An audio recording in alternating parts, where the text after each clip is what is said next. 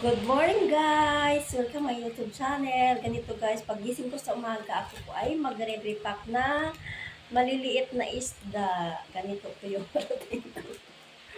Oras na magsahod si amo ng maliliit na isda. Busy na ako sa umaga, halos hindi na ako makapaglinis ng bahay. Ang ginagawa ko na lang yung maghuhugas ng maliliit na isda, tapos i-repack ko, tapos ilalagay ko sa freezer, minsan oras na ako natatapos. Yun, pagkatapos ko ng ganito mag-repack, tsaka na ako mag-prepare na naman ng lulutuin sa tanghali. Ay, Diyos ko, walang katapos. Ay, hindi na ako makapaglinis ng bahay namin. Pero okay lang, wala naman yung problema sa amo ko kahit maglinis ako hindi. Kasi alam niya naman nag-busy ako araw-araw. O, ganito ang ginagawa ko. Yan.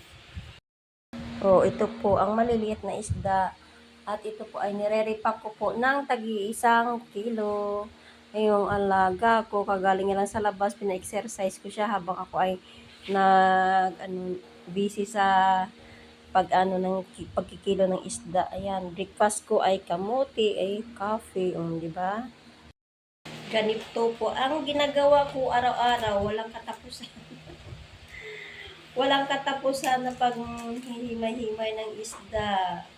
O, sinong gusto bumili dyan? O, 250 ang 1 kilo. O, di ba? Ito ang routine ko araw-araw. Oras na magsahod yung amo ko ng maliliit na isda.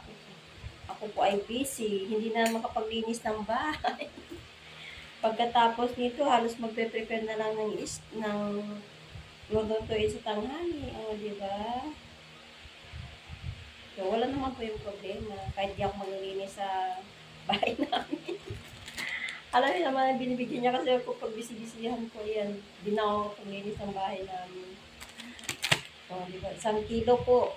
Isang pack. Busy si Inday ba? 1 kilo. Sinong gusto bumili? Parang, sinong gusto bumili? Oh, hindi siya umabot. What happening? Parang konti siya. Ano nangyari dito? Parang nagkamali ako. Kahit nasabi ko bakit magaan. Bakit sabi ko magaan yung isa, hindi siya umabot na 1 kilo.